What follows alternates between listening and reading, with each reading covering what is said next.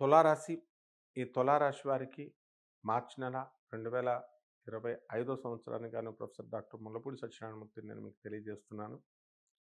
ముందుగా ఈ యొక్క తులారాశి వారికి గురుడు మనకి ఎక్కడున్నాడండి అనంటే షష్ఠ స్థితిగతుడై ఉన్నాడు. అష్టమ గురుడు. అష్టమ స్థానంలో ఉన్నాడు.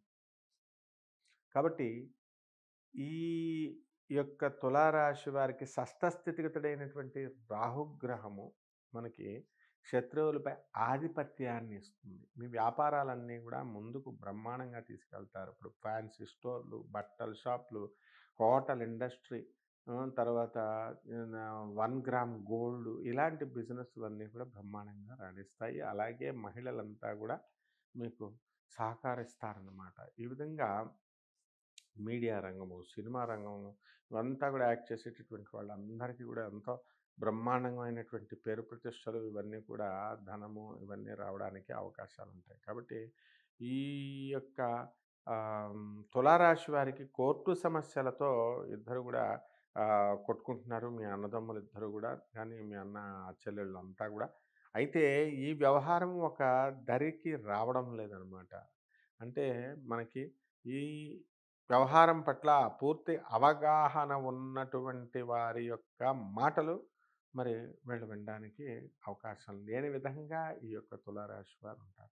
ఇక తులారాశి విద్యార్థులు చదువులో వెనకబడిపోతారు కాబట్టి వీళ్ళు జాగ్రత్తగా చదువుకోవాల్సినటువంటి అవసరం ఉంది.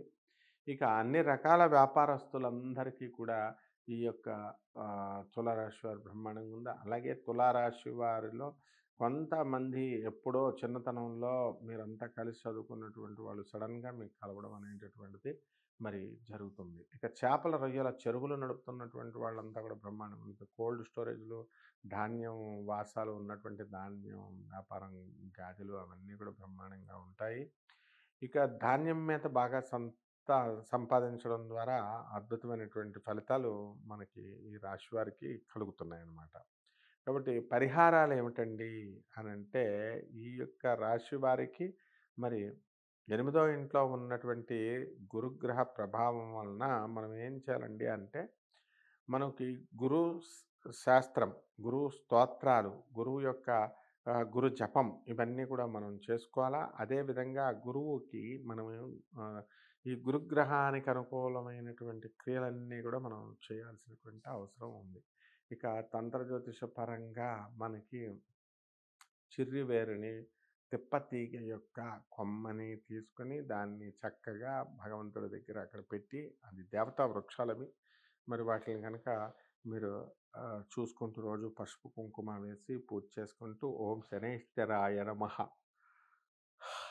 ఓం శనైశ్చరాయ నమః అంటూ మంత్రజపం చేసుకోండి. అలాగే వికలాంగులకి, ముసలి వాళ్ళకి నువ్వుల నూనె దండల్ని, నువ్వుల నూనె ఉండల్ని మీరు దానం చేయడం ద్వారా అద్భుతమైనటువంటి తాంత్రిక పరిష్కారం ఇది బ్రహ్మాండంగా ఉంటుంది. శుభమస్తు.